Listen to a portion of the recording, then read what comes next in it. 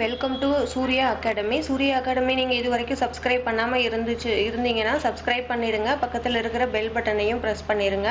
அப்போ தான் உங்களுக்கு ஏதாவது புதுசாக வீடியோ போட்டாங்க அப்படின்னா உடனே நோட்டிஃபிகேஷனாக வந்துடும். இன்றைக்கி நாம் பார்க்க போகிறது பார்த்திங்கன்னா 1.6 கணத்தாக்கு, அதாவது இம்பல்ஸ்.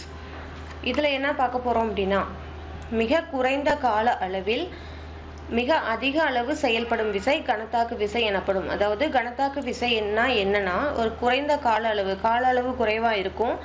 அந்த குறைவான கால அளவில் விசை அதிகமாக இருக்கும். அதுக்கு பேர் தான் கணத்தாக்கு விசை. அதாவது F என்ற விசை T என்ற கால அளவில் ஒரு பொருள் மீது செயல்பட்டால் ஏற்படும் கணத்தாக்கு விசையின் மதிப்பு விசை மற்றும் கால அளவின் பெருக்கற்பலனுக்கு சமமாக இருக்கும். அதாவது கணத்தாக்கு அப்படிங்கிறதோட குறியீடு என்னன்னு பார்த்தீங்க அப்படின்னா J. இம்பல்ஸோட குறியீடு J ஈக்குவல் டு கணத்தாக்கு J equal to F into Tன்னு சொல்கிறாங்க. அதாவது ஃபோர்ஸ் இன்டு டைம். அதாவது செயல்படும் விசை மற்றும் அதற்கு அந்த விசை செயல்படும் கால அளவு, இது இரண்டினுடைய பெருக்கற்பலன் தான் கணத்தாக்கு J. இப்போ நியூட்டனுடைய இரண்டாவது இயக்க விதி இதுக்கு முன்னாடி பார்த்தோம் இல்லைங்களா? அந்த இரண்டாவது இயக்கம் விதி என்னன்னா F equal to delta P divided by T. அதாவது டெல்டா பிங்கிறது டீங்கிற கால இடைவெளியில் ஏற்படுகின்ற உந்த மாற்றம் தான் டெல்டா பி. இப்போ இதிலிருந்து என்ன சொல்கிறோம், இந்த F equal to delta P divided by டியிலேருந்து நமக்கு என்ன தெரியுது, டெல்டா பி எப்படி தெரிவிக்கலாம், delta P equal to F into டின்னு சொல்கிறாங்க. இப்போ இந்த ரெண்டு ஈக்குவேஷனை பார்த்தீங்கன்னா, அதாவது 1.7 1.8 இது ரெண்டு ஈக்குவேஷனை நீங்கள் பார்த்தீங்கன்னா உங்களுக்கு என்ன தெரியுது, கணத்தாக்கு விசை அதாவது J equal to delta P. அதாவது கணத்தாக்கு அப்படிங்கிறது பார்த்தீங்க அப்படின்னா உங்களுக்கு உந்த மாற்றம் அப்படிங்கிறது சமமாக இருக்கும். கணத்தாக்கு என்பது உந்த மாறுபாட்டிற்கு சமமான அளவாகும். இதனுடைய அலகு என்னன்னு பார்த்தீங்கன்னா கிலோகிராம் மீட்டர் பர் செகண்ட் அல்லது நியூட்டன் வினாடி அப்படின்னு சொல்கிறாங்க. இந்த உந்த மாற்றம் அல்லது கணத்தாக்கு இரண்டு வழிகளில் நடைபெறுகிறது. ஒன்று என்னன்னு பார்த்தீங்கன்னா, அதாவது மோதல் காலம் குறையும் போது அப்பொருளின் மீது செயல்படும் கணத்தாக்கு விசையின் மதிப்பு அதிகமாக இருக்கும். அதாவது இந்த T இருக்கு இல்லையா, T கம்மியாக இருந்துச்சு அப்படின்னா அவங்களுக்கு பொருளின் மீது செயல்படும் விசை அதிகமாக இருக்கும். அதே மாதிரி இரண்டாவது வழி என்னன்னா, பொருளினுடைய கால மதிப்பு அதிகமாக இருக்கும் பொழுது அப்பொருளின் மீது செயல்படும் கணத்தாக்கு விசையின் மதிப்பு குறைவாக இருக்கும். அதாவது T அதிகமாக இருந்துச்சுன்னா விசை குறையும், T கம்மியாக இருந்தது அப்படின்னா விசை அதிகமாக இருக்கும். இதுதான் இதில் சொல்லியிருக்காங்க. அடுத்தது இதுக்கு கணத்தாக்கு விசைக்கு எடுத்துக்காட்டுகள் என்னன்னு பார்த்தீங்கன்னா, ஒரு சீரற்ற பரப்பில் இருசக்கர வாகன பயணத்தின் போது கணத்தாக்கு விசை அதிர்வுகளை குறைப்பதற்கு சுருள்வில் அமைப்புகளும் அதிர் உறிஞ்சிகளும் வைக்கப்பட்டுள்ளன. இதுதான் கணத்தாக்கு விசைக்கு முதல் எடுத்துக்காட்டு. இரண்டாவது பார்த்தீங்க அப்படின்னா, ஒரு கிரிக்கெட் விளையாட்டில் எடுத்துக்கிறாங்க.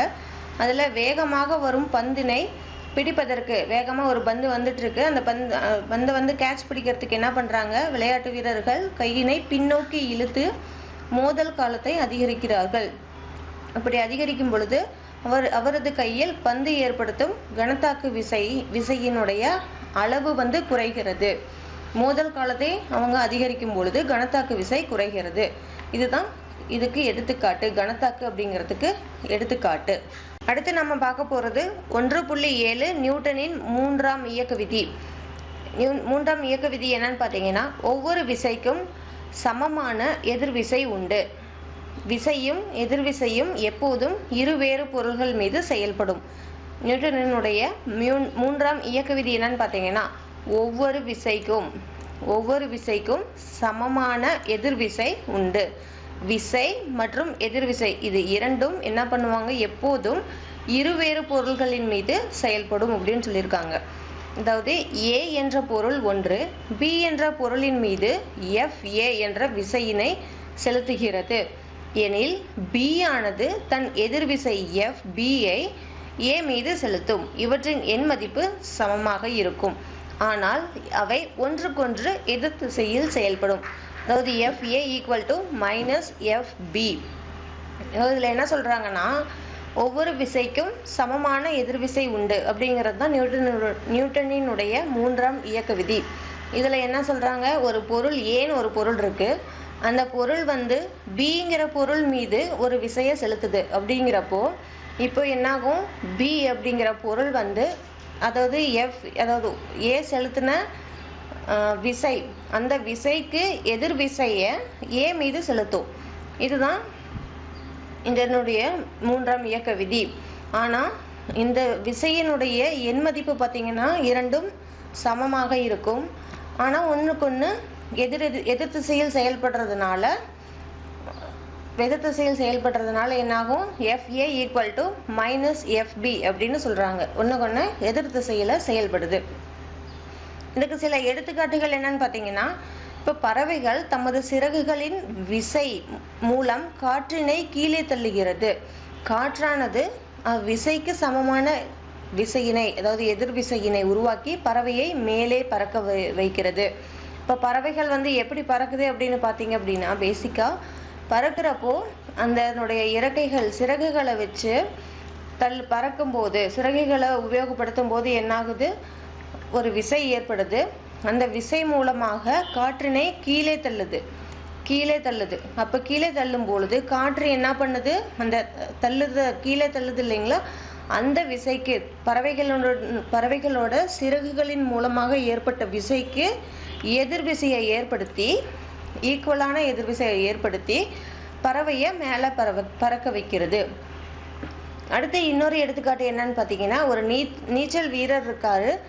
அவங்க என்ன பண்ணுறாங்க, நீரினை கையால் பின்னோக்கி தள்ளுவதன் மூலம் விசையினை ஏற்படுத்துகிறார். இப்போ நீரானது அந்நபரை விசைக்கு சமமான எதிர்விசை கொண்டு முன்னோக்கி தள்ளுகிறது. இப்போ நம்ம நீச்சல் அடிக்கும் பொழுது என்ன பண்ணுறாங்க, நம்ம கையை யூஸ் பண்ணி அந்த தண்ணியை வந்து பின்னோக்கி தள்ளுறோம். அப்போ என்னாகும், தண்ணியை பின்னோக்கி தள்ளுவதன் மூலமாக ஒரு விசை உருவாகிறது. அந்த விசை உருவாவதுனால இப்போ நீர் என்ன பண்ணும், அதற்கு ஈக்குவலான எதிர்விசையை உருவாக்கி நம்மளை வந்து முன்னாடி கொண்டு போக வைக்குது, முன்னாடி தள்ளுகிறது.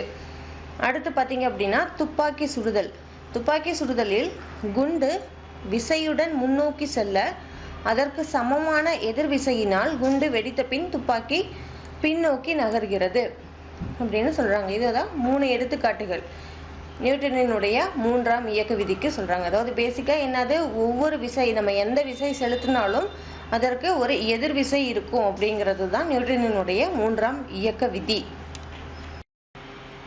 அடுத்து நம்ம பார்க்க போகிறது 1.8 நேர்கோட்டு உந்த அழிவின்மை விதி. இந்த விதியில் என்ன சொல்கிறாங்க அப்படின்னா, ஒரு புறவிசை ஏதும் தாக்காத வரையில் ஒரு பொருள் அல்லது ஒரு அமைப்பின் மீது செயல்படும் மொத்த நேர்கோட்டு உந்தம் மாறாமல் இருக்கும். அதாவது இது வந்து நேர்கோட்டு உந்த அழிவின்மை விதின்னு சொல்கிறாங்க.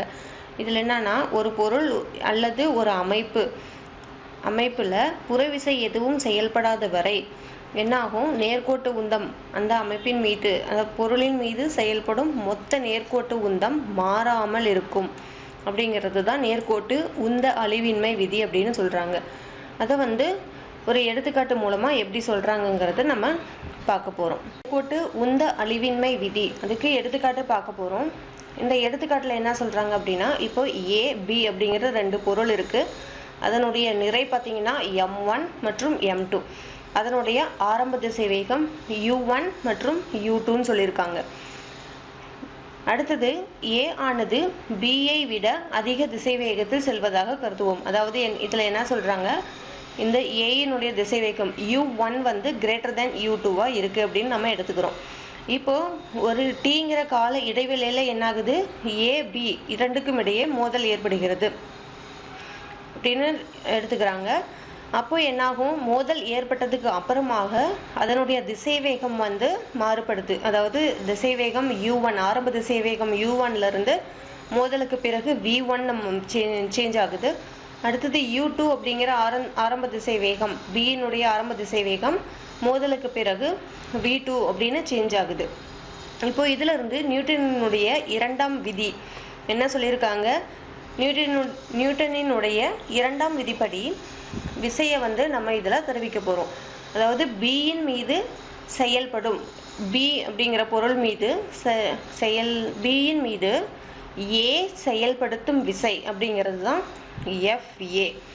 FAங்கிறது B அப்படிங்கிற பொருள் மீது Bங்கிற பொருள் மீது A வந்து செயல்படுத்தும் விசை. FA equal to M2 into V2 minus U2 divided by T. அதாவது FA equal to அப்படின்னா FAக்கு எப்படி ஃபார்முலா தருவிக்கிறாங்க? நியூட்டனினுடைய இரண்டாம் விதிப்படி M2 அதாவது Bயினுடைய நிறை இன்ட்டு V2 minus U2 திசைவேக மாறுபாடு, அதுதான் V2 minus U2, அதாவது இறுதி திசைவேகம் மைனஸ் ஆரம்ப திசைவேகம் டிவைடட் பை T. அது கால அளவு. கால அளவுங்கிறது அந்த திசைவேகம் மாறுபடுறதுக்கான கால அளவு. இதே மாதிரி ஏயின் மீது B செயல்படுத்தும் விசை என்ன? FB equal to M1 into V1 minus U1 divided by T. இதில் நியூட்டனினுடைய மூன்றாம் விதிப்படி என்ன நம்ம படித்தோம்? ஏயின் மீது செயல்படும் விசையானது Bயின் மீது செயல்படும் எதிர்விசைக்கு சமம் அப்படின்னு சொல்லியிருக்காங்க. அதுதான் நியூட்டனினுடைய மூன்றாம் விதி. ஒவ்வொரு விசைக்கும் அதனுடைய எதிர்விசை உண்டு. அதுதான் ஏயின் மீது செயல்படும் விசை Bயின் மீது செயல்படும் எதிர்விசைக்கு சமம். அதாவது FB equal to minus FA. இப்போ இது ரெண்டையும் நம்ம ஃபார்முலா சப்ஸ்டியூட் பண்ணுறோம். FBயோட வேல்யூ என்ன? M1 into V1 minus U1 divided by T equal to minus M2 into V2 minus U2 divided by T. இப்போது இந்த T வந்து ரெண்டு பக்கமும் கேன்சல் ஆயிரும். அடுத்து இதை நான் மல்டிப்ளை பண்ணி எழுதணும்னா M1 V1 minus M1 U1 equal to minus M2 V2 plus M2 U2ன்னு வரும். இப்போ இந்த மைனஸாக இருக்கிறது நம்ம இந்த பக்கம் எடுத்துகிட்டு வந்துடுறோம். அப்போது M1 V1 plus M2 V2 equal to M1 U1 plus M2 U2. இதுதான் நமக்கு ஃபைனலாக கிடைக்கிற ஃபார்முலா, நியூட்டனினுடைய மூன்றாம் விதிப்படி கிடைக்கிற ஈக்குவேஷன். இப்போ இந்த மேற்கண்ட சமன்பாட்டுப்படி என்ன சொல்கிறாங்க? வெளி விசையின் தாக்கம். இந்த எடுத்துக்காட்டில் வந்து வெளிவிசை புறவிசை எதுவும் நம்ம செயல்படுத்தலை. அப்போ வெளிவிசையின் தாக்கம் எதுவும் இல்லாத போது மோதலுக்கு பின் உள்ள உந்தத்தின் மொத்த மதிப்பும் மோதலுக்கு முன் உள்ள மொத்தத்தின் உந்த மதிப்பும் சமமாக இருக்கிறது. இரண்டுமே சமமாக இருக்கிறது. இது பொருளின் மீது செயல்படும் மொத்த உந்தம் ஒரு மாறிலி என்பதற்கு எடுத்துக்காட்டு.